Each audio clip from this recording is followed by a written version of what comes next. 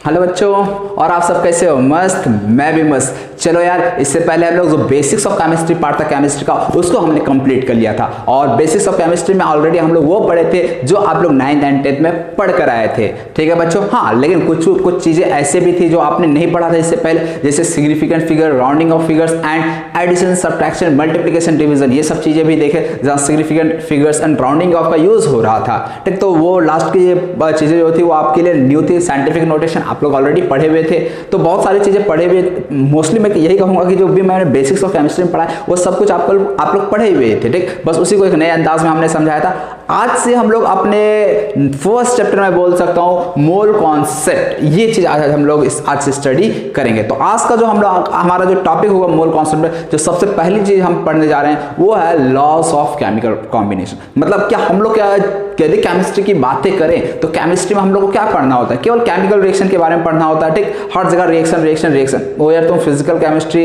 लो या फिर तुम इनऑर्गेनिक केमिस्ट्री लो या ऑर्गेनिक केमिस्ट्री लो, हर जगह तुम्हें केमिकल रिएक्शन मिलेगा। रिएक्शन से तुम्हें छुटकारा नहीं मिल सकता। हाँ, लेकिन यार मैंने बताया था ना, रटने का जरूरत नहीं पड़ेगा। यदि ये सोच रहे हो रिएक्शन आ रहा है और रिएक्शन सुनते ही यार याद करना पड़ेगा, यार ऐसा सोच रहे थे, ऐसा नहीं है, बिल्कुल नहीं है। आपको रटने की जरूरत कुछ भी नहीं पड़ने वाली है। ठीक है, तो अब पहले तो आज हम लोग जो पढ़ने वाले उसकी बातें कर लेते हैं। आज जो हम पढ़ेंगे, आज जो हमारा हेडिंग है वो है लॉस ऑफ केमिकल कॉम्बिनेशन। तो हेडिंग डाल लो यार, loss of chemical combination. Loss of chemical combination आप लोगों को समझ में आ रहा होगा यार हेडिंग देख कर ही। आज हम लोग क्या पढ़ने वाले बच्चों? Loss of chemical combination. Chemical combination का मतलब क्या हुआ? यानी यहाँ पे हम लोग क्या देखेंगे कि जब सब्सटेंसेस आपस में एक दूसरे के साथ रिएक्ट करते हैं, मान ले यार ए एंड बी दो सब्सटेंस है, ए एंड बी दो सब्सटेंस है, इन्हें आपस में रिएक्ट करना है, तो क्या रिएक्शन जैसे तैसे हो जाएगा या उसमें भी कुछ लॉ होता है, कुछ रूल्स होते हैं, उस रूल के अकॉर्डिंग वो कंबाइन करते हैं। तो यहाँ पे मैं क्या लिखा? Loss of chemical combination. इसका मतलब हाँ, कुछ रूल्स होते हैं, कुछ लॉ होते हैं और वही गवर्न करता है किसी भी केमिकल रिएक्शन, किसी भी केमिकल कॉम्बिनेशन को। जैसा कि अब लॉ का मतलब पहले क्या है, इस चीज को हम लोग यार समझ लेते हैं। लॉ का मतलब क्या होता है? जैसे न्यूटन साहब एक पेड़ के नीचे बैठे थे, उसने क्या देखा? उसने देखा कि सेब नीचे की ओर गिर रहा है। यार किसी बॉल को ऊपर फेंका गया, बॉल भी नीचे की ओर आ रहा। चौक को मैं ऊपर फेंका, क्या ऑब्जर्व किया? चौक भी नीचे आ रहा। इसका मतलब यार एक ऑब्जर्वेशन या कॉमन ऑब्जर्वेशन हर एक चीज में देखने को मिल रहा है। कॉमन ऑब्जर्वेशन क्या है बच्चों, बताओ क्या है? किसी भी ऊपर यदि चीज को हम फेंकते हैं तो वो हमेशा नीचे की ओर आता है ना। तो इसी बेसिस पे, इसी ऑब्जर्वेशन के बेसिस पे न्यूटन ने एक लॉ बना दिया जिसे हम लोग लॉ ऑफ ग्रेविटेशन कहते हैं। और लॉ ऑफ ग्रेविटेशन क्या कहता है? इस यूनिवर्स में कोई भी दो बॉडी एक दूसरे को ऑलवेज अट्रैक्ट करता है विद अ फोर्स। मतलब दो बॉडी इस यूनिवर्स में ऑलवेज अट्रैक्ट कर रहा होगा। यदि हम है और ये टेबल है तो हम और ये टेबल एक दूसरे को अट्रैक्ट कर रहे हैं। ठीक है, इसी तरह से यार मैं यहाँ हूँ, कैमरा वहाँ पे है, तो ये इस दोनों के बीच में भी क्या है? अट्रैक्शन है। दो दोस्त खड़े हो तो उसके बीच में अट्रैक्शन फोर्स लग रहा है। तो ये ऑब्जर्वेशन था। इसी ऑब्जर्वेशन को न्यूटन साहब ने क्या किया? एक लॉ का फॉर्म दे दिया, एक लॉ बना दिया, लॉ ऑफ ग्रेविटेशन बना दिया। इसी तरह से केमिकल रिएक्शन के केस में भी होता है। यानी हम लोग जब किसी दो सब्सटेंस को रिएक्ट करवा रहे हैं तो यदि रिएक्ट हो रहा है तो उसमें भी कुछ लॉ, ठीक है ना, उसमें भी कुछ लॉ छिपा होता है, कुछ रूल्स छिपे होते हैं, उसके अकॉर्डिंग ही वो रिएक्शन करता है। तो आज हम लोग उसी चीज को हम लोग यहाँ पे खोज निकालेंगे। समझ रहे हैं बच्चे? तो इसलिए अब देखो साइंटिस्ट क्या किया, पहले 2, 4, 10, 20, 50, 100 रिएक्शन किए और उस रिएक्शन से उसने कुछ कॉमन चीजें निकाली। ठीक, तो वो जो कॉमन चीजें थी, ठीक है, उसी कॉमन चीजों को एक स्टेटमेंट या फिर एक लॉ का फॉर्म दे दिया गया, एक लॉ का नाम दे दिया गया। और आज हम लोग उसी चीज को पढ़ने वाले हैं, लॉस ऑफ केमिकल कॉम्बिनेशन। समझ आया बच्चों? तो चलो यार पहले हम लोग जान लेते हैं लॉस ऑफ केमिकल कॉम्बिनेशन में हमें कौन कौन सा लॉ पढ़ना है। ठीक, हमें एक लॉ नहीं पढ़ना है, यहाँ पर लॉस ऑफ केमिकल कॉम्बिनेशन है, एक से ज्यादा लॉ है। तो कौन कौन से लॉज है तो पहले मैं बता देता हूँ। टोटल हमें 4 लॉ पढ़ना है। कौन कौन से लॉ है यहाँ पे मैं लिख देता हूँ। पहला है लॉ ऑफ कंजर्वेशन ऑफ मास। और ऐसा भी नहीं कि ये भी चीज आप लोग यार फर्स्ट टाइम सुन रहे होगे, आप लोग 9th क्लास में पढ़े हो इसके बारे में, नहीं पढ़े हो यार कम से कम तो सुने जरूर होगे। Law of conservation of mass. Second है law of constant proportion, law of constant proportion या फिर इसको लॉ ऑफ कांस्टेंट कंपोजिशन भी बोला जाता है। थर्ड है law of multiple proportion, law of multiple proportion. और fourth one and last one is law of reciprocal proportion. Reciprocal proportion. एक एक करके यार हम लोग इस चीज़ के बारे में स्टडी करेंगे, ठीक। तो यहाँ पे ये 4 लॉ ऑलरेडी मैं लिख दिया, यही 4 लॉ के बारे में पढ़ना है। मतलब कि कोई भी यदि केमिकल कॉम्बिनेशन हो रहा है, यदि कहीं 2 सब्सटेंस आपस में रिएक्ट कर रहे हैं, तो वहाँ पर रिएक्शन जो होता है इसी 4 लॉ के द्वारा गवर्न होता है, ठीक। हाँ यार एक चीज़ याद रखना, केमिस्ट्री या फिर किसी भी लॉ की बात कर लो, लॉ क्या होता है यार, इंसान बनाता है, ठीक है ना। और इंसान भगवान से ऊपर तो हो नहीं सकता है, क्योंकि इंसान जो भी चीज़ स्टडी कर रहा है वो भगवान के बनाए हुए या दिए हुए चीज़ पर स्टडी कर रहा है, ठीक। तो इसीलिए हर लॉ का एक लिमिटेशन होता है, ठीक है। कोई भी लॉ हम 100% ट्रू नहीं कर सकते हैं। तो इसीलिए आप लोग क्या देखने को मिलेगा, जब भी कोई लॉ बनाया जाता है तो उसके बाद वो लॉ चेंज होकर फिर कुछ समय के बाद वो लॉ चेंज होकर कोई दूसरा लॉ आ जाता है। तो ऐसा इसलिए क्योंकि कोई भी लॉ एक ऑब्जर्वेशन के बेसिस पे बनाया गया है। हो सकता है कि यार कंडीशन चेंज होने के साथ लॉ भी चेंज हो जाए, ठीक। तो इसलिए ये सब, लेकिन जो लॉ होता है ना वो एक जनरल स्टेटमेंट होता है, मतलब 99.99% में ट्रू हो सकता है, लेकिन 100% केस में ट्रू हो ऐसा कोई जरूरी नहीं है, ठीक। तो चलो यार हम लोग अब इस लॉ के बारे में एक एक करके 1 बाय 1 स्टडी करते हैं। तो आज हम लोग पहले स्टडी करेंगे लॉ ऑफ कंजर्वेशन ऑफ मास के बारे में, ठीक। तो बाकी मैं 3 मिटा देता हूं और लॉ ऑफ कंजर्वेशन ऑफ मास से आज मैं अपना स्टडी स्टार्ट करता हूं।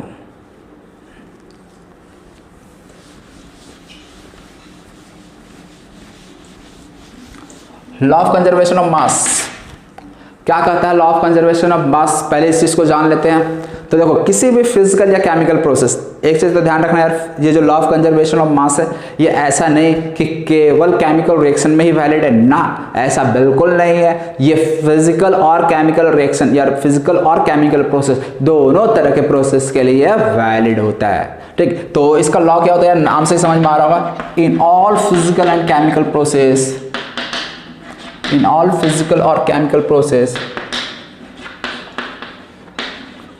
mass remains constant। यही है इसका लॉ, mass remains constant, ठीक है। इसमें देख सकते हो यार कुछ भी नया नहीं बताया गया, ऐसा नहीं कि यार बिल्कुल कुछ नया आप लोग को यहाँ पे सीखने को मिला है। यार किसी भी तरह का प्रोसेस हो, फिजिकल हो या केमिकल प्रोसेस हो, मास जो होता है ना वो ऑलवेज कांस्टेंट होता है। जैसे यदि मैं 2 एग्जाम्पल ले लेता हूं ना, फिलहाल एक फिजिकल प्रोसेस का एग्जाम्पल लेता हूं और दूसरा मैं केमिकल प्रोसेस का एग्जाम्पल लूंगा और दोनों से मैं एक्सप्लेन कर दूंगा ये मास रिमेन्स कांस्टेंट, यानी जो लॉ ऑफ कंजर्वेशन ऑफ मास है उसका वो कहना क्या चाहता है, इस चीज को समझते हैं। तो मान लो मैं एक फिजिकल प्रोसेस का एग्जाम्पल लेता हूं। फिजिकल प्रोसेस मान लो यार मैं आइस से वाटर बना रहा हूं। तुम ही लोग बताओ यार, आइस मैंने 10 ग्राम आइस लिया, कितना ग्राम, 10 ग्राम या 50 ग्राम या 100 ग्राम, मैं मान लो यार 100 ग्राम आइस लिया, ठीक। और इस आइस को मैं मेल्ट कर दिया, मेल्ट करके यह क्या हो जाएगा, वाटर बन जाएगा, ठीक है ना। ये डबल हेडेड एरो का भी मतलब छोड़ो तुम लोग, चलो ये आइस से क्या बन रहा है, वाटर बन रहा है। यदि तुम लोग मुझे बताओ यार, यदि ये आइस 100 ग्राम है तो यहाँ वाटर कितना मिलने वाला है, क्या ये 80 ग्राम 90 ग्राम या 110 120 ग्राम हो जाएगा, या फिर इधर 100 ग्राम है तो इधर भी 100 ग्राम ही वाटर मिलेगा, बताओ। तो यार इतना तो सोच ही सकते हो, यदि 100 ग्राम आइस लिए तो उससे वाटर भी जो बनेगा उसका अमाउंट भी कितना होगा, 100 ग्राम ही होगा यार। इसमें तो कोई सोचने वाली बात ही नहीं है, समझ आ रहा है ना। तो इसलिए फिजिकल प्रोसेस की बात कर लो तो यहाँ भी क्या होता है, मास रिमेन्स कांस्टेंट, यानी जितना हम लोग रिएक्टेंट साइड मास ले रहे हैं उतना ही हम लोग प्रोडक्ट साइड में भी मास लेते हैं, ठीक। तो ये फिजिकल प्रोसेस किया। एक केमिकल प्रोसेस की बात कर लेते हैं, केमिकल प्रोसेस और केमिकल रिएक्शन। जैसे मान लो यार मैं AgNO3 प्लस NaCl, ठीक है ना। ये AgNO3 का नाम क्या होता है आप लोगों को पता होगा, क्या नाम होता है, सिल्वर नाइट्रेट। और NaCl बच्चा जाता है सोडियम क्लोराइड। इसका भी जब रिएक्शन होगा तो क्या बनेगा, AgCl प्लस NaNO3, यही बनेगा ना। अब यहाँ पे देखो होता क्या है, मान लो यार AgNO3 मान लेता, ठीक है ना, इसका X ग्राम, NaCl का Y ग्राम मैंने लिया, ठीक है ना। मानने में तो किसी का कुछ नहीं जाता यार। इसका X ग्राम लिया मैंने, इसका Y ग्राम लिया, तो total mass of reactant side, reactant side का टोटल मास कितना ये बताओ। तो X ग्राम ये, Y ग्राम ये, तो रिएक्टेंट साइड टोटल मास कितना हो रहा है, X प्लस Y ग्राम हो रहा है। तो total mass in reactant side,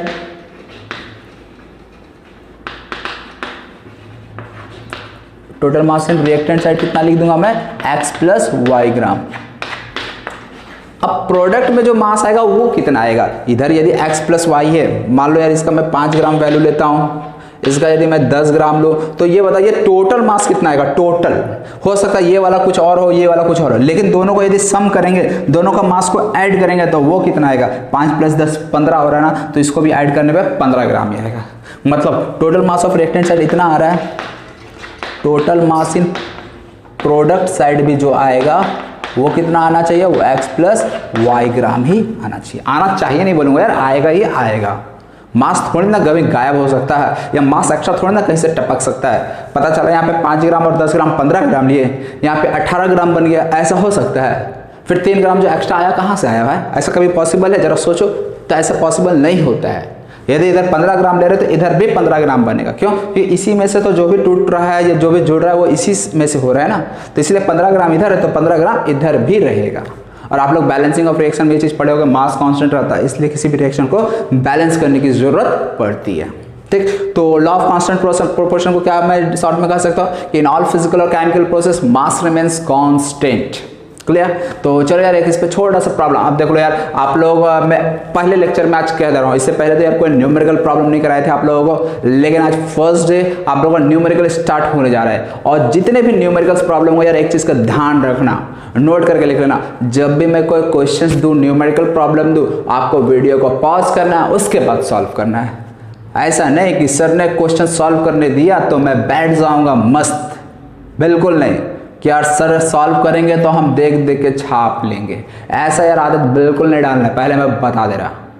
ठीक है, यानी न्यूमेरिकल प्रॉब्लम दिया, आपको वीडियो पॉज करना है, उसके बाद खुद से सॉल्व करना है, उसके बाद फिर वीडियो को प्ले करके देखना है कि सर ने कैसे सॉल्व किया और आपने कैसे सॉल्व किया, या फिर आपसे सॉल्व नहीं हुआ तो क्यों नहीं हुआ वो चीज़ सोचना है। ठीक है ना, तब तो यार तुम लोग सीख पाओगे। यदि सर का इंतजार में रहोगे यार सर सॉल्व कर रहे हैं हम छाप लेंगे, तो यार कोई मतलब नहीं, कोई मतलब नहीं, क्योंकि ये जो दिया है ना भगवान, इसको यूज़ करना पड़ता है, इसको रखने के लिए नहीं दिया भगवान। ठीक, तो चलो यार मैं न्यूमेरिकल यहाँ पे क्वेश्चंस लिख देता हूँ, आप लोगों को क्वेश्चन वीडियो पॉज करके खुद से सॉल्व करना है।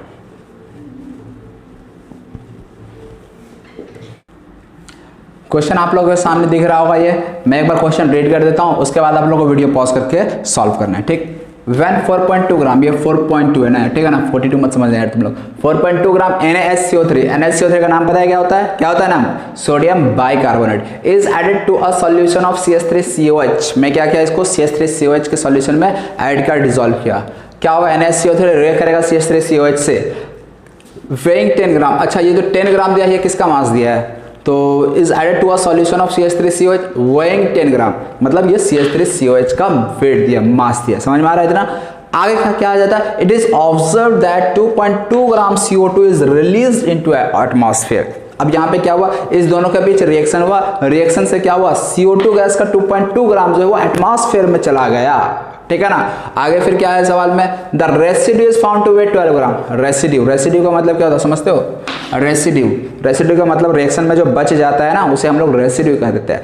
CO2 तो यार ऊपर चला गया वेसल को छोड़ के, कंटेनर को छोड़ के, लेकिन जो बच गया अमाउंट वो रिएक्शन वेसल में, उसको हम लोग रेसिड्यू का दिए, और रेसिड्यू का वेट कितना दिया है, 12 ग्राम दिया है। आगे, so that these observations are in agreement with the law of conservation of mass. आपको यही बताना है कि ये जो डाटा दिया हुआ है, ऑब्जर्वेशन दिया है, ये लॉ ऑफ कंजर्वेशन ऑफ मास को फॉलो या ओबे करता है, इसी चीज को आपको बताना है। तो चलो यार वीडियो पॉज करके स्टार्ट हो जाओ तुम लोग। मैं तो यहाँ पॉज स्टॉप नहीं हो सकता, ठीक है ना, मुझे तो सॉल्व करना पड़ेगा। तो चलो यार मैं अब वीडियो को मैं इस क्वेश्चन को सॉल्व करता हूँ। सबसे पहले तो यार रिएक्शन समझना पड़ेगा, इनके बीच रिएक्शन किस तरह से हो रहा है। तो देखो यहाँ पे कौन कौन से दो सब्सटेंस जिनके बीच रिएक्शन हो रहा है, NaCO3 + CH3CONA। जरा याद करो यार तुम लोग, जरा याद करो, ये रिएक्शन क्या आप लोग फर्स्ट टाइम देख रहे हो, सुन रहे हो?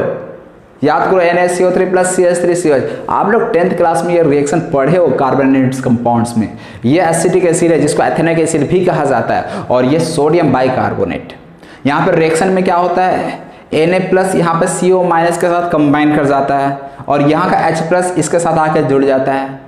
ठीक, यानी यहाँ पे Na+ और ये H+ का एक्सचेंज हो जाता है। याद है? देखो यार याद नहीं है कोई बात नहीं, यदि कुछ बच्चे को नहीं पता रिएक्शन, मैं बता दे रहा हूँ रिएक्शन किस तरह से होता है। हाँ, लेकिन ये इंपॉर्टेंट नहीं है कि रिएक्शन किस तरह से हो रहा है। मान लो यार हमें रिएक्शन में प्रोडक्ट लिखना नहीं आ रहा है, तो क्या मेरे से सवाल नहीं बनेगा? ऐसा बिल्कुल नहीं है। यदि आपको प्रोडक्ट लिखना नहीं भी आ रहा है, कोई बात नहीं यार, फिर भी सवाल बनेगा। ठीक, तो पहले मैं यार मान ले मैं बिल्कुल एक क्या बोलता हूँ, मुझे केमिस्ट्री नहीं आता, प्रोडक्ट लिखना नहीं आता, ठीक है ना, मैं फिर सॉल्व करता हूँ इस क्वेश्चन को। चलो यहाँ पे क्या बोला गया, यहाँ पे एक तो CO2 बन रहा है, CO2 का मास कितना है यहाँ पे 2 ग्राम। ये CO2 कहाँ चला गया, एटमॉस्फेयर में चला गया।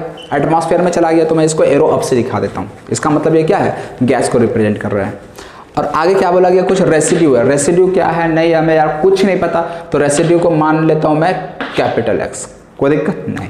अच्छा ये जो रेसिड्यू है इसका मास दिया हुआ है क्या, the residue is found to weigh 12 gram. हाँ ये भी दिया यार कि जो रेसिड्यू मिल रहा है उसका वेट 12 ग्राम है।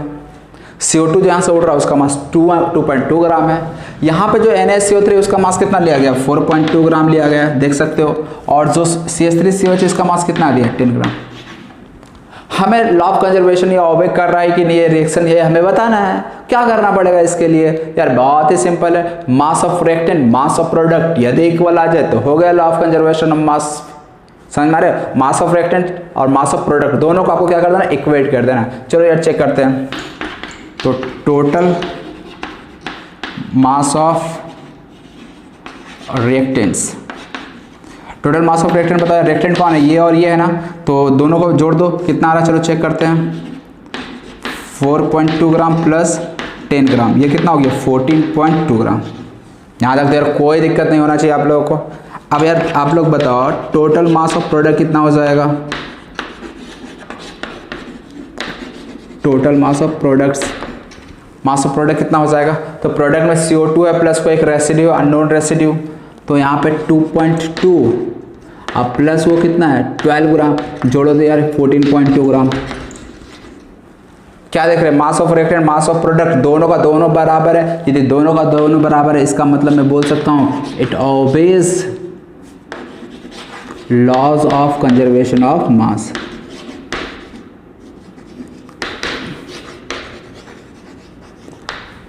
समझ में आ रहा है, मतलब यदि कंजर्वेशन ऑफ मास को ओबे कर रहा है या नहीं कर रहा है, इसके लिए हमें क्या करना होता है, simply mass of reactant mass of product equal कर दो, काम खत्म।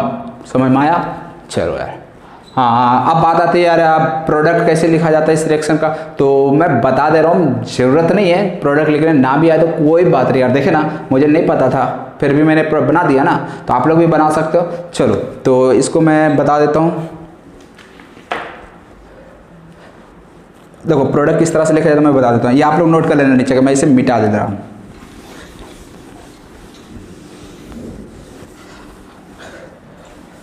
यहाँ पे देखो NaCO3 है और यहाँ पे CH3COH है। होता क्या है, ये H और Na जो है रिप्लेस हो जाता है, ठीक है। तो यहाँ पे देखो रिप्लेस होने से बनेगा क्या है, यहाँ पे H आ जाएगा तो ये H2CO3 बन जाएगा, और ये Na जब यहाँ पे आ जाएगा तो ये बन जाएगा CH3COONA। इसमें कोई दिक्कत नहीं आना चाहिए, H2CO3 और इधर क्या बन गया CH3COONA बन गया। अब ये जो H2CO3 दिख रहा है इसका नाम क्या था पता है, क्या है, इसका नाम H2CO3 का कार्बोनिक एसिड नाम होता है, ठीक, कार्बोनिक एसिड। ये H2CO3 जो होता है एक अनस्टेबल कंपाउंड होता है और ये ब्रेक कर जाता है H2O प्लस CO2 में। क्या में ब्रेक कर जाता है, H2O प्लस CO2 में ब्रेक कर जाता है। तो इस तरह से यदि मैं फाइनल प्रोडक्ट की बात करूं तो फाइनल प्रोडक्ट में हमें क्या क्या मिलेगा, CO2 मिलेगा प्लस H2O मिलेगा और प्लस CH3CONA मिलेगा,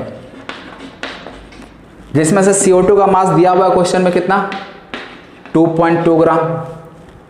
रेसिड्यू, अब H2O लिक्विड होता है, रेसिड्यू का मतलब जो जो चीज कंटेनर में उस सॉल्यूशन में रह गया उसको मैं रेसिड्यू कर दूंगा। तो H2O वाटर और CH3CONA दोनों क्या हो जाएगा, उसी कंटेनर में रह जाएगा, तो इसलिए दोनों रेसिड्यू हो जाएगा। और रेसिड्यू का मास कितना दिया है 12 ग्राम। तो इस तरह से प्रोडक्ट साइड का मास देखो 12 प्लस, देखो 12 ग्राम जो है वो टोटल मास होगा, इस दोनों को मिलाकर रेसिड्यू में दोनों आ जाएगा, ये ध्यान रखना। तो इसलिए टोटल कितना हो गया मास 2.2 प्लस 12 दैट इज 14.4 ग्राम। तो प्रोडक्ट का साइड का मास 14.4 ग्राम और रिएक्टेंट साइड में भी कितना मास 14.4 ग्राम, 14.4 नहीं बोलेंगे 14.2 ग्राम बोलेंगे, ठीक। इधर भी देख सकते हैं 14.2 ग्राम। तो इस तरह से क्या हो गया, ये लॉ ऑफ कंजर्वेशन ऑफ मास को ओबे करता है। समझ में आया, तो लॉ ऑफ कंजर्वेशन ऑफ मास सबसे सिंपलेस्ट लॉ है, सबसे सिंपल लॉ यही है, law of conservation of mass. आपको कुछ नहीं करना, जब भी क्वेश्चन दिखे तो आपको सिंपली करना क्या है, रिएक्टेंट साइड का मास प्रोडक्ट का मास इक्वल कर देना है। यदि दोनों इक्वल हो गए तो बोल देंगे यार हाँ लॉ ऑफ कंजर्वेशन वो मास को फॉलो करता है, ठीक। तो फर्स्ट लॉ यही है, बहुत ही सिंपल था। अब हम लोग सेकंड लॉ पे आते हैं, ठीक। सेकंड लॉ क्या था, लॉ ऑफ कांस्टेंट प्रोपोर्शन, ठीक। तो चलो यार मैं इसे अब मिटा देता हूँ, आप लोग नोट कर लेना। अब हम लोग यार नेक्स्ट लॉ पे आते हैं। नेक्स्ट लॉ अपना क्या था, law of constant proportion. Law of constant proportion क्या होता है? लॉ ऑफ कांस्टेंट प्रोपोर्शन, पहले इस चीज को हम लोग समझ लेते हैं। लॉ ऑफ कांस्टेंट प्रोपोर्शन को क्या किसे कहेंगे? ये कहता है कि केमिकल कॉम्पोजिशन जो होता है किसी भी कंपाउंड का वो फिक्स्ड रहता है irrespective of the source from which it is obtained. समझ में आ रहा मैं क्या कर रहा हूँ? पहले मैं देखो यार लिख दे रहा हूँ जो ये स्टेटमेंट है, इसका जो लॉ है, chemical composition of a compound. फिर मैं देखो यार पहले लिख देता हूँ स्टेटमेंट लॉ, उसके बाद मैं एक्सप्लेन कर दूंगा। तो chemical composition of a compound is constant और फिक्स्ड, जो भी बोलो, irrespective of the source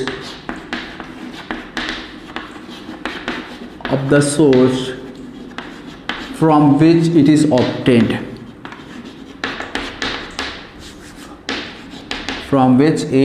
obtained, इसका मतलब क्या हुआ सर? हमको तो कुछ नहीं समझ आया, आप अंग्रेजी में क्या क्या लिख दिए। कोई बात नहीं यार, मैं समझाता हूँ एक एक चीज़ करके। सबसे पहले एक मैं बहुत ही सिंपल सा कंपाउंड लेता हूँ, वाटर। क्या लिया बच्चों? वाटर। ठीक, अब वाटर यदि लिया मैं, तो अब वाटर का सोर्स तो बहुत सारा हो सकता है ना। एक तो यार हमारे घर में जो नल का पानी आ रहा है वो हो गया वाटर। इसके अलावा यार और भी मतलब कि मान लो यार जो रेन वाटर है उस वहाँ से भी हमें वाटर ऑब्टेन हो सकता है। भाई हम लोग कुआं से पानी निकाल रहे हैं, वो भी एक सोर्स ऑफ वाटर हो सकता है। मान ले मैं यार दूसरे एरिया में, दूसरे देश में जाकर वहाँ का पानी यूज़ कर रहा हूँ, तो वो भी एक सोर्स ऑफ वाटर हो सकता है। ठीक, तो सोर्स ऑफ वाटर बहुत सारा हो सकता है। क्या वाटर के सोर्स डिफरेंट हो जाने से वाटर कंपाउंड में जो हाइड्रोजन और ऑक्सीजन का जो रेशियो होगा बाय मास, वो क्या चेंज हो जाएगा? चेंज हो जाएगा। जरा सोचो, यदि मैं बात करूं वाटर में कौन कौन सा एलिमेंट है, तो बताओ यार कौन कौन सा एलिमेंट है? तो मैं बोल सकता हूं यहाँ पे हाइड्रोजन एंड ऑक्सीजन एलिमेंट है। तुम लोगों को यार मैं एटॉमिक मास, मॉलिक्यूलर मास निकालना सिखाया हूं। तो यदि मैं एटॉमिक मास और मॉलिक्यूलर मास इसका देखूं, आप लोगों को यार बोला था ना एटॉमिक मास याद होना चाहिए सभी बच्चों को यार, atomic mass up to 20 element थे। तो यदि मैं देखूं एटॉमिक मास, तो हाइड्रोजन का यहाँ पे टोटल मास कितना आएगा? 2 ग्राम। एक हाइड्रोजन आइटम का मास 1 होता है, तो यहाँ पे H2 है ना, 2 हाइड्रोजन है ना, तो इसका 2। ऑक्सीजन का एक एटम का मास कितना होता है? 16। अब मुझे बताओ हाइड्रोजन और ऑक्सीजन का रेशियो कितना होगा? तो ये 2:16 है रेशियो। यदि हम लोग जो देखेंगे तो इसको सिंपलेस्ट फॉर्म में देखते हैं, रेशियो। तो हाइड्रोजन और ऑक्सीजन का जो रेशियो वो क्या आ रहा है? 1:8 ग्राम आ रहा है। अरे ना, तो इस तरह से ये H2O मान लो यार, ये जो घर में हम लोग पानी यूज़ कर रहे हैं वो वाला वाटर है, उसमें हाइड्रोजन और ऑक्सीजन का रेशियो ये आया। मान लिया यार मैंने रेन वाटर के वाटर को ऑब्टेन किया, जो रेन वाटर से जो वाटर हमें मिलेगा उसमें भी वाटर का फार्मूला तो H2O ही होगा। ऐसा तो नहीं यार रेन वाटर वाला का फार्मूला चेंज हो जाएगा, ऐसा है क्या? ऐसा बिल्कुल नहीं है। यदि यहाँ वाला H2O है तो जो रेन वाटर से जो वाटर मिल रहा है उसका भी फार्मूला H2O ही होगा। और यदि मैं इसके मास की बात करूँ तो यार बताओ हाइड्रोजन का मास यहाँ से भी कितना आएगा? 2 ग्राम। ऑक्सीजन का मास कितना आएगा? 16 ग्राम। यदि मैं हाइड्रोजन और ऑक्सीजन के रेशियो की बात करूँ तो कितना आएगा? बताओ यार कितना आएगा? 1:8 ही आएगा ना। कोई दिक्कत है यहाँ तक? कोई दिक्कत नहीं ना। मान ले यार मैं अब थर्ड किसी दूसरे जगह का, ठीक है ना, मैं ऑस्ट्रेलिया का पानी ले आया, ठीक। ऑस्ट्रेलिया का पानी यदि ले आया तो उसमें जो वाटर हाइड्रोजन और ऑक्सीजन का रेशियो वो चेंज हो जाएगा कि वही रहेगा? बताओ यार। तो यदि ऑस्ट्रेलिया से ये पानी ले आया तो उसका भी रेशियो क्या रहने वाला है? हाइड्रोजन और ऑक्सीजन का 1:8 ही रहेगा यार, रहेगा ना। तो इसीलिए यार तुम्हारा सोर्स ऑफ वाटर कुछ भी हो, वो घर का पानी हो, रेन वाटर हो, दूसरे देश का पानी हो, दूसरे एरिया का पानी हो, पानी कहीं का भी हो, जो रेशियो होना है ना, जो रेशियो होगा हाइड्रोजन और ऑक्सीजन का, वो हर जगह तुम्हें सेम मिलेगा। मतलब कि केमिकल कॉम्पोजिशन जो है किसी भी एक कंपाउंड का कांस्टेंट या फिक्स्ड रहता है। केमिकल कॉम्पोजिशन का मतलब समझते हो ना? कॉम्पोजिशन का मतलब क्या? वो जिस चीज से मिलकर बना है और जो उसका अमाउंट है वो फिक्स्ड रहेगा। कॉम्पोजिशन का मतलब दो चीज आ जाता है, वो किस किस चीज से बना है और उसका अमाउंट जो है उस चीज को भी देखना होता है कॉम्पोजिशन में। तो एक तो वाटर के लिए मैं बात करूं, वो रेन वाटर की बात करूं या फिर क्या बोलूं, घर के पानी की बात करूं या फिर मैं ऑस्ट्रेलिया की पानी की बात करूं। यदि मैं वाटर की बात कर रहा हूं तो कॉम्पोजिशन फिक्स रहेगा। फिक्स का मतलब वाटर में हाइड्रोजन और ऑक्सीजन ही रहेगा, कोई तीसरा एलिमेंट नहीं टपक जाएगा। ऐसा नहीं हुए घर का पानी में ऑक्सीजन था और जो हम यार रेन वाटर देख रहे थे उसमें ऑक्सीजन की जगह पर नाइट्रोजन आ गया, ऐसा होगा क्या? बिल्कुल नहीं होगा। तो यही कहता है लॉ ऑफ कांस्टेंट प्रोपोर्शन कि कंपाउंड यदि किसी एक कंपाउंड के लिए हम बात करें तो उसका केमिकल कॉम्पोजिशन फिक्स रहता है एंड भले वो किसी भी सोर्स से ऑब्टेन किया जा रहा हो।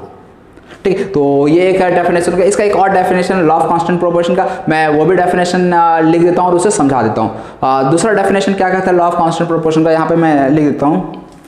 इसी चीज़ को मैं ऐसे ही बोल सकता था, every compound or each compound is made up of same elements. Each compound is made up of same elements combined together in the same fixed proportion by mass, irrespective of the source from which it is obtained. समझ रहे हो? A chemical compound is made of same elements. यदि मैं किसी chemical compound की बात करूं, like water की मैं बात करूं, तो chemical compound is made up of same elements. देख रहे हो, वाटर की यदि बात करूं तो ये भी H2O, ये भी H2O, H2O, मतलब सेम एलिमेंट से बना होगा, हाइड्रोजन एंड ऑक्सीजन से बना होगा, and combined together in the same fixed proportion by mass. Combined together in the same fixed proportion by mass, इसका क्या मतलब हुआ? इसका मतलब समझ रहे हो? कंबाइन कर रहा हाइड्रोजन और ऑक्सीजन, किस रेशियो में बाय मास कंबाइन कर रहा? 1:8 के रेशियो में कंबाइन कर रहा। मतलब इसका 1 ग्राम है तो इसका 8 ग्राम कंबाइन करेगा। 1 ग्राम हाइड्रोजन ऑक्सीजन के 8 ग्राम के साथ कंबाइन करके वाटर बनाएगा। यदि हाइड्रोजन का 2 ग्राम रख दे तो ऑक्सीजन का कितना हो जाएगा? 16। समझ रहे हो? तो इसलिए a chemical compound is always made up of same elements combined together in the same fixed proportion by mass, irrespective of the source from which it is obtained. Source से हमें कोई फर्क नहीं पड़ता यार, सोर्स क्या है नहीं है, कोई फर्क नहीं पड़ता है। यदि वाटर है तो वाटर हाइड्रोजन एंड ऑक्सीजन से मिलकर बना होगा, उसका रेशियो 1:8 होगा। इसी को एक और एग्जांपल से मैं समझ लेता हूं।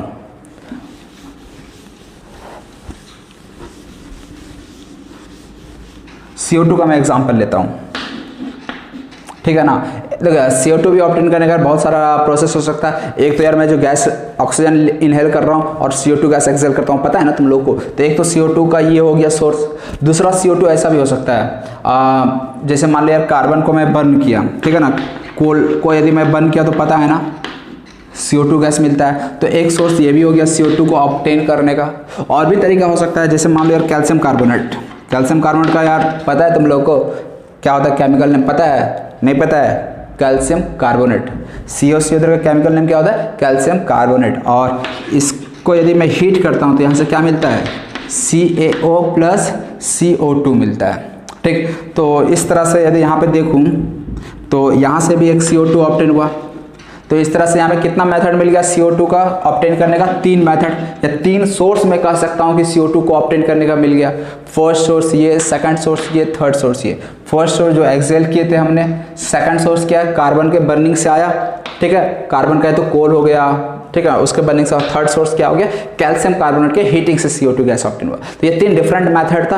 क्या तीनों डिफरेंट मेथड से जो हमें कार्बन डाइऑक्साइड मिलेगा उसमें क्या अलग अलग एलिमेंट प्रेजेंट होगा कि वो सेम एलिमेंट से कार्बन डाइऑक्साइड बना होगा? तो देख सकते यार, वो तुम्हारा एक्सहेल जो CO2 कर रहे हैं कार्बन डाइऑक्साइड, उसमें भी कार्बन एंड ऑक्सीजन ही होगा। जो तुम कार्बन के बर्निंग से CO2 तुम्हें मिल रहा उसमें भी कार्बन एंड ऑक्सीजन ही होगा। और उसी तरह से जो कैल्शियम कार्बोनेट के हीटिंग से कार्बन डाइऑक्साइड मिल रहा है उसमें भी carbon and oxygen he present होगा। समझ रहे हो? मतलब कि सेम एलिमेंट से वो कंपाउंड बना होगा। A chemical compound is made up of same elements and they combine together in the same fixed proportion by mass. इसका मतलब क्या है? चलिए समझ लेते हैं इसको इस एग्जांपल में। यदि मैं इस वाले CO2 में बात करूं तो यार कार्बन का मास कितना? 12 ग्राम। ऑक्सीजन का मास कितना? देख यार, एक ऑक्सीजन का 16 होता है लेकिन 2 ऑक्सीजन है, 2 ऑक्सीजन का मास कितना हो जाएगा? 32 ग्राम। ये सब बेसिक्स में यार आप लोगों को बता दिए हैं, ठीक है ना। अब बताइए रेशियो जब मैं लिखूंगा तो कितना लिखूंगा? 4 3 जा 4 8 जा। कार्बन एंड ऑक्सीजन का रेशियो कितना आ गया? 3:8। 3:8 आ गया। क्लियर ये चीज़? इसी तरह से यदि यहाँ मैं बात करूँ तो आ गया यार सेम चीज़, 16 दूनी 32।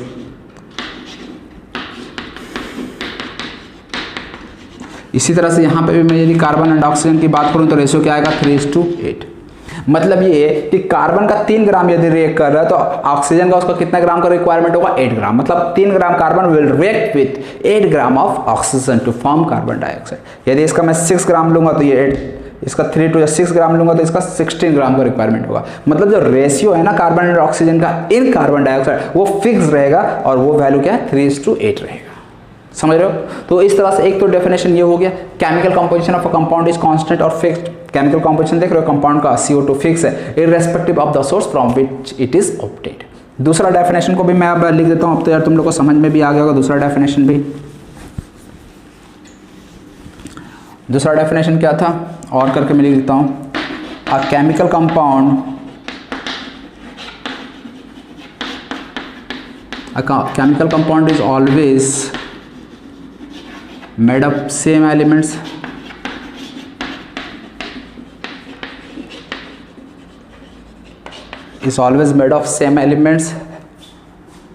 and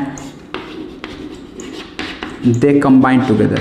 अब यहाँ पे जो they combine together, ये they का मतलब कौन, जिस एलिमेंट से मिलकर बना है ना उस एलिमेंट को रिप्रेजेंट कर रहा है। दे जो रिप्रेजेंट कर रहा है वो उस एलिमेंट को कंबाइन, जैसे H2O में दे का मतलब हाइड्रोजन और ऑक्सीजन का बात हो रहा है, कार्बन डाइऑक्साइड में दे का मतलब कार्बन एंड ऑक्सीजन का बात हो रहा है, ठीक। And they combine together in the same fixed proportion by mass, in the same fixed proportion by mass. अब सोर्स कोई भी हो, irrespective of the source from which it is obtained।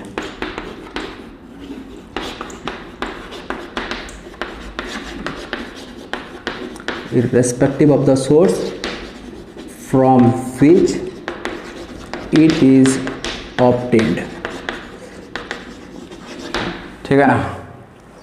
तो इस तरह से ये लॉ ऑफ कांस्टेंट प्रोपोर्शन का जो डेफिनेशन जो था, स्टेटमेंट था, वो हमने अब समझ लिया था। तुम लोग ज़्यादा देखो अप्रोप्रिएट डेफिनेशन देखा जाए तो यही है, ठीक। कोई भी केमिकल कंपाउंड सेम एलिमेंट से मिलकर बना होता है और जो एलिमेंट होते हैं वो आपस में एक फिक्स प्रोपोर्शन में कंबाइन करते हैं। ऐसा नहीं जो CO2 हम एक्सेल कर रहे हैं उसमें तो कार्बन एंड ऑक्सीजन 3:8 रेशियो में है, और जो कार्बन के बर्निंग से जो CO2 ऑब्टेन हो रहा था उसमें कार्बन और ऑक्सीजन का रेशियो 3:10 हो गया या 3:5 हो गया। ऐसा बिल्कुल नहीं हो सकता। यदि कार्बन डाइऑक्साइड है तो वो रेशियो सेम ही रहेगा, 3:8 है तो 3:8 ही रहेगा, समझे।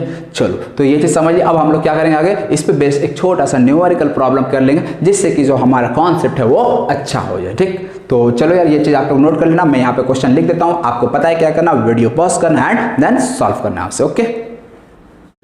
तो देखो यार ये क्वेश्चन है, क्वेश्चन सॉल्व करने से पहले आप लोग को एक चीज मैं बता दे रहा हूँ, आप लोग यार ध्यान से सुन लो, उसके बाद क्वेश्चन को सॉल्व करना।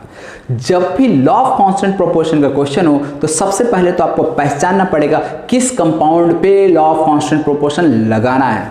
सबसे पहली बात आपको क्या ध्यान में रखना है कि किस कंपाउंड पे लॉ ऑफ कांस्टेंट प्रोपोर्शन लगाना है। अब मान लो यार कोई भी कंपाउंड हमें पता चल गया कि हमें H2O पे लगाना है law of constant proportion.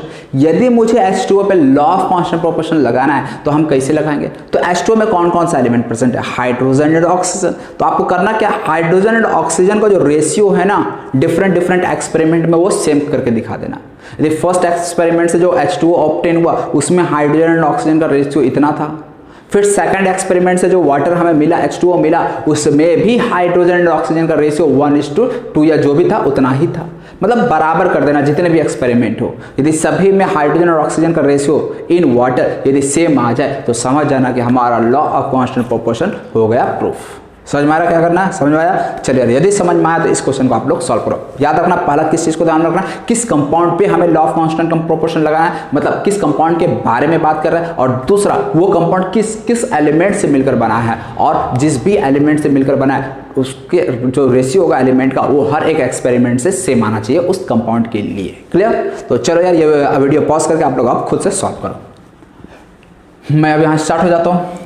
1.80 gram for certain metal के बारे में नहीं पता, मैं मान लेता हूँ M। रिएक्शन नहीं भी पता यार कोई फर्क नहीं पड़ता, ठीक है ना। चलो कोई मेटल M है, ये बर्न्ड इन ऑक्सीजन, ऑक्सीजन का मतलब O2 होता है ना, जब भी ऑक्सीजन कहा तो O2, O मत लिखना यार। जब भी केमिकल रिएक्शन में हम ऑक्सीजन लिखेंगे तो O कभी नहीं लिखेंगे, क्या लिखेंगे, O2 ही लिखेंगे, क्योंकि ऑक्सीजन किस फॉर्म में एग्जिस्ट करता है, O2 के फॉर्म में एग्जिस्ट करता है ना। O के फॉर्म में एग्जिस्ट कर सकता है क्या, नहीं, O अनस्टेबल होता है, मोनो एटॉमिक। तो इसलिए जब भी ऑक्सीजन आए तो O2। बाय द वे ये सब को जरूरत नहीं है, फिर भी मैं ये सब छोटी छोटी चीजें आपको बताते चल रहा हूँ ताकि आगे चलकर यदि ऐसा कहीं बात है तो यार आप लोग कंफ्यूज ना हो। M+O2, अब ये क्या बना, इस bond in oxygen gap 3 gram of its oxide. Oxide का मतलब क्या होता है, यदि कहीं ऑक्साइड लिखा है इसका मतलब क्या होता है, ऑक्साइड का मतलब ये होता है ऑक्सीजन अब प्लस कुछ एक और चीज, कोई और एक एलिमेंट इसके साथ प्रेजेंट है। सल्फर के ऑक्साइड की बात करूं तो सल्फर का ऑक्साइड का मतलब SO2 SO3 ये क्या है, सल्फर के ऑक्साइड। कार्बन के भी ऑक्साइड होते हैं भाई, कार्बन ऑक्साइड लिखा तो CO, CO2 ये कार्बन के ऑक्साइड हो गए।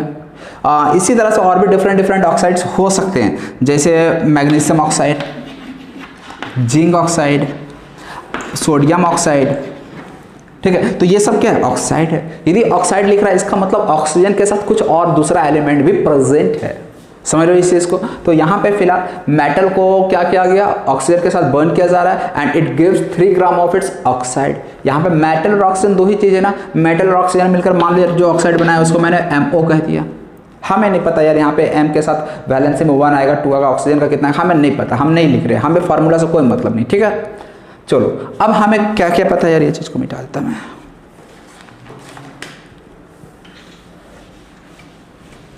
मेटल कितना ग्राम लिया गया था, 1.80 ग्राम लिया गया था।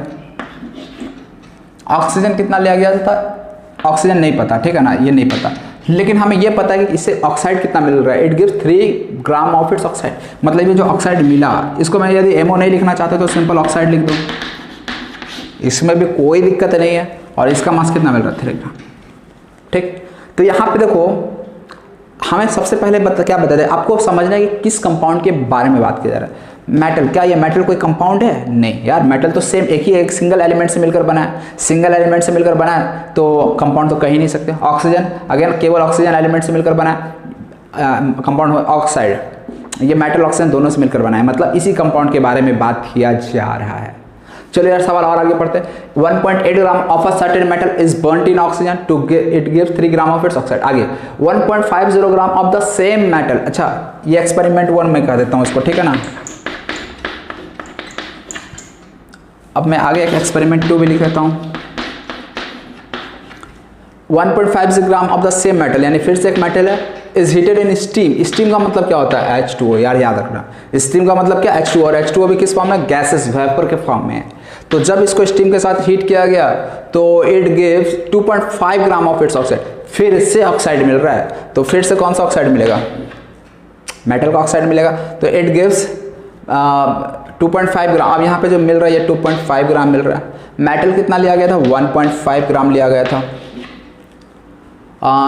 इतना। तो so that this illustrate the law of, तो आपको बताने कि ये जो डाटा दिया हुआ है ये लॉ ऑफ कांस्टेंट प्रोपोर्शन को प्रूफ करता है, तो इलस्ट्रेट करता है। तो कैसे बताऊंगा यार, तो देखो यहाँ पे जो ऑक्साइड है यहाँ पे मैं लिख देता हूँ ये MO, ठीक है, क्लियर हो जाएगा MO लिखने से।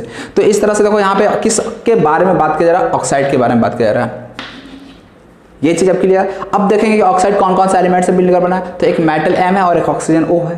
तो अब हम लोग देख लेते हैं इस मेटल ऑक्साइड में मेटल और ऑक्सीजन का रेशियो क्या है। यदि हमें मेटल और ऑक्सीजन का जो रेशियो आएगा वही रेशियो इस वाले भी MO में होना चाहिए, इस वाले भी ऑक्साइड में होना चाहिए। यदि same ratio metal and oxygen का दोनों जगह आ जाए तो समझ जाएंगे कि हाँ यार लॉ ऑफ कांस्टेंट प्रोपोर्शन हो गया प्रूफ, समझ रहे हो। तो चलो यार इस चीज को हम लोग यहाँ देख लेते हैं। इस वाले मेटल ऑक्साइड में मेटल और ऑक्सीजन का रेशियो कितना है बताओ। तो यहाँ पे क्या देख रहे हैं, मेटल कितना है 1.80। अब बताओ यार ऑक्सीजन का मास कितना होगा, O फॉर ऑक्सीजन, ठीक है ना, मैं केवल ऑक्सीजन को O लिख से दिखा ला रहा है। तो ये 1.80 ग्राम, वो 3 ग्राम। अभी देखो यार लॉ ऑफ कंजर्वेशन ऑफ मास पढ़ाया था ना, यदि इसका 1.80 ग्राम है, इसका x मान लेता हूँ, टोटल मास कितना होना है 3 ग्राम होना है। तो ये मास कितना होगा बताओ यार, 1.80 प्लस x इक्वल टू कितना 3 ग्राम। तो x का वैल्यू कितना आ जाएगा 1.2 ग्राम। मतलब कि जो ऑक्सीजन आएगा वो कितना आएगा 1.2 ग्राम, ठीक है ना, O2 लिख देता हूँ। अब बताओ यार यहाँ पे इस दोनों का रेशियो क्या आएगा, ratio of metal and oxygen, ठीक। तो weight of metal by weight of oxygen, इसका रेशियो कितना का ये बता दो। तो मेटल का मास कितना है, मेटल का मास 1.8 है और ऑक्सीजन का मास कितना आया 1.2 आया। यहाँ तक तो कोई दिक्कत नहीं होना चाहिए। ये पॉइंट से उड़ गया, ये 6 जा उड़ गया, 6 जा उड़ गया, 3/2 का मतलब कितना हो गया यार बच्चों बताओ 1.5। यानी यहाँ पे जो रेशियो आ रहा है वो कितना आ रहा है 1.5 आया मेटल एंड ऑक्सीजन का। किस कंपाउंड के बारे में बात किया जा रहा है, मेटल ऑक्साइड, जो ऑक्साइड है उसके बारे में बात किया जा रहा है। अब उधर भी हम लोग देखते हैं, यदि सेम रेशियो आ गया तो बोल देगा यार हाँ लॉ ऑफ कांस्टेंट प्रोपोर्शन हमारा हो गया प्रूफ। अच्छा इस ऑक्साइड में इस देखो ये जो ऑक्साइड बन रहा है इसमें कितना 2.5 ग्राम इस टोटल ऑक्साइड का मास है। इस 2.5 ग्राम में से मेटल ही कितना है 1.5 ग्राम है, समझ रहे हो।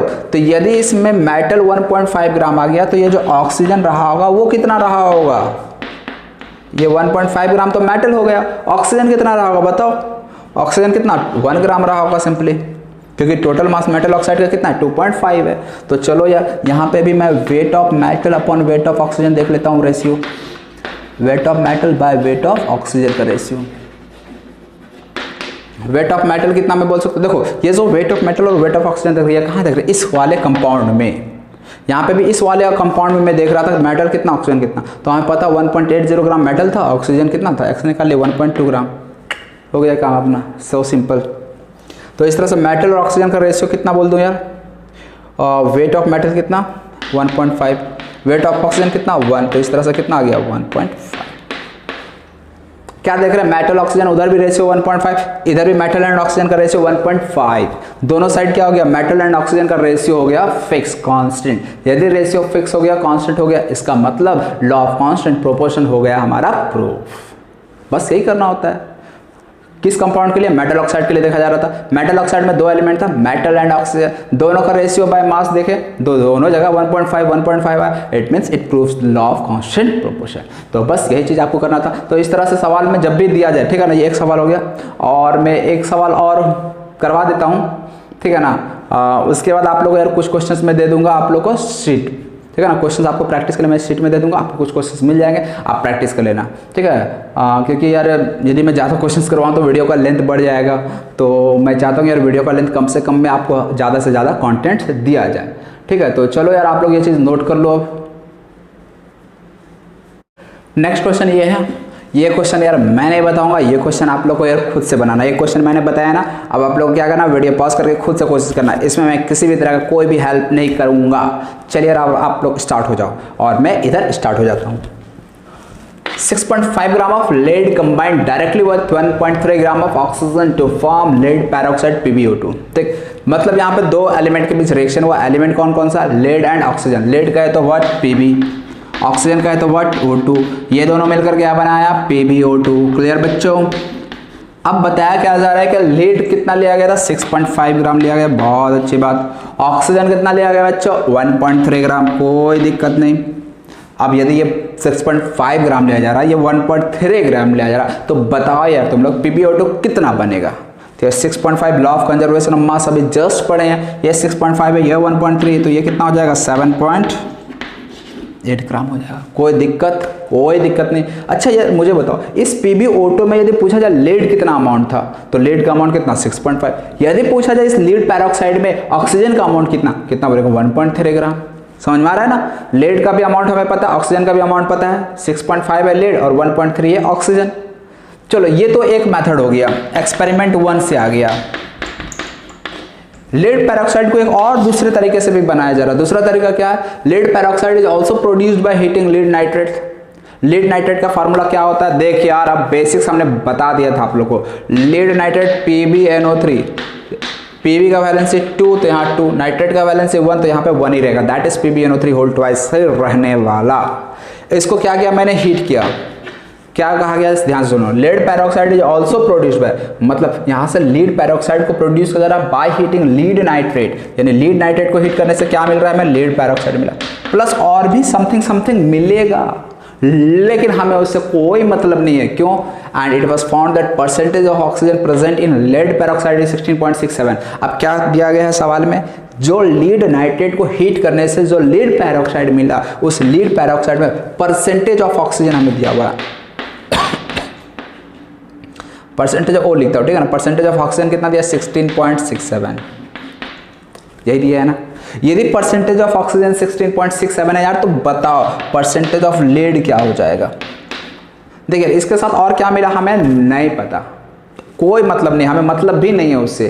तो PbO2 में बस ये दिया कि परसेंटेज ऑफ ऑक्सीजन कितना दिया हुआ? 16.67, तो लीड का परसेंटेज कितना हो जाएगा? तो यार लीड पैरोक्साइड में लीड और ऑक्सीजन यही 2 एलिमेंट तो प्रेजेंट है। ऑक्सीजन यदि 16.67 है, तो लीड का अमाउंट कितना हो जाएगा? 100 माइनस 16.67, तो ये माइनस कर दूंगा तो कितना आ जाएगा? 3 और कितना आ जाएगा यार? 83 ना, 83.3%। ठीक आ जा रहे हैं ना? 7 10 63910 63910 819110 ठीक। तो ये लीड परसेंटेज भी आ गया पीबी का इतना। क्लियर यहाँ तक? मतलब ऑक्सीजन का जो इसमें परसेंटेज है वो 16.6% है, लीड का परसेंटेज 83.3% है। तो ये लीड पेरोक्साइड में इसकी बात हो गई। अब मुझे क्या करना होगा, इधर जो लीड पेरोक्साइड प्रेजेंट है इसमें भी यदि same percentage of oxygen and lead आ जाए तो हम कह सकते हैं कि दोनों लीड पेरोक्साइड में लीड एंड ऑक्सीजन का रेशियो सेम है। तो चलो यार इधर वाले लीड पेरोक्साइड में देखते हैं पीबी का अमाउंट कितना है। इसमें PbO2 में पीबी का अमाउंट कितना है, अमाउंट ऑफ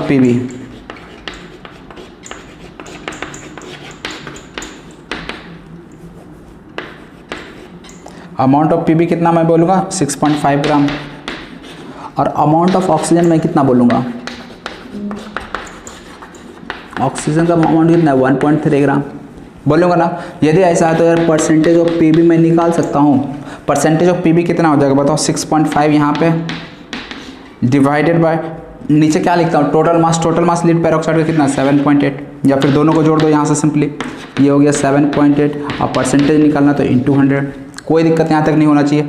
इसको उड़ाओ किसके टेबल में जाएगा 13 का पहाड़ा आता है तुम लोग को, 13 का पहाड़ा 13 × 5 = 65 और 13 × 6 = 78 आता है ना। चलिए बहुत अच्छी बात। इसको उड़ाओ 2 × 3 = 6 और 2 से 50, ये हो जाता है 250/3।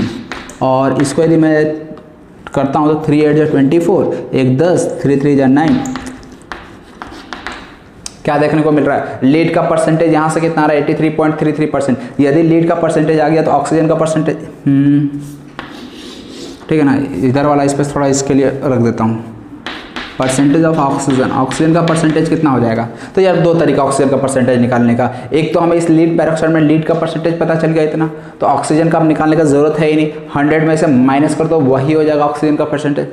या फिर चलो यार तुम को ऐसे नहीं पसंद तो कोई बात नहीं, ऑक्सीजन का अमाउंट कितना 1.3, टोटल मास कितना 7.8 इंटू 100 कर लो यार, यहाँ से जो आएगा ये 16.67% आएगा। इसका मतलब तुम लीड पेरोक्साइड को तुम इस तरह से बनाओ या लीड पेरोक्साइड को तुम इस तरह से बनाओ, सोर्स कुछ भी हो लीड पेरोक्साइड का, what ever be the source of lead peroxide, the percentage of lead and oxygen will remain same in both case. यानी लीड एंड ऑक्सीजन का जब दोनों केस में यदि परसेंटेज हम देखें तो सेम, परसेंटेज का मतलब क्या, रेशियो सेम हो गया। मतलब परसेंटेज यदि इसका 83.3 आया तो इसका 16.67 आया। इसका मतलब मैं क्या बोल सकता हूँ कि यदि 100 ग्राम हमारे पास लीड पेरोक्साइड है तो 100 ग्राम में लीड का अमाउंट कितना है 83.3 ग्राम और ऑक्सीजन का अमाउंट कितना 16.6 ग्राम। तो यदि इस दोनों का अमाउंट सेम है, वहाँ पे भी वही चीज़ है, लीड का अमाउंट 16.67 ग्राम और ऑक्सीजन को यदि देखो तो 16.6 ग्राम। दोनों जगह लीड एंड ऑक्सीजन का अमाउंट सेम आ रहा है, मतलब रेशियो सेम हो गया। हमारा law of constant proportion proof, same element से मिलकर बना होता है एंड दे कंबाइन, दे का मतलब lead and oxygen will combine in the same fixed proportion by mass. Same fixed proportion क्या 83.33 और 16.67, दैट्स इट, खत्म। समझ में आ रहा। तो इस तरह से लॉ ऑफ कांस्टेंट प्रोपोर्शन पे हमने दो प्रॉब्लम देख लिया और I think it's more than enough for you people. ठीक, तो इसलिए यार अब क्या करा जाए, आप लोग इसको नोट कर लो और हम एक दो क्वेश्चंस और आप लोगों को कुछ प्रॉब्लम्स सीट में प्रोवाइड करा देंगे। इसके बाद नेक्स्ट टॉपिक जो है लॉ ऑफ मल्टीपल प्रोपोर्शन, लेकिन वो आज की क्लास में नहीं पढ़ेंगे क्योंकि आज का लेक्चर ऑलरेडी बहुत ही बड़ा हो चुका। तो लेक्चर को यार यहीं पर हम लोग अब समाप्त करते हैं। वीडियो देखने के लिए thank you and bye bye.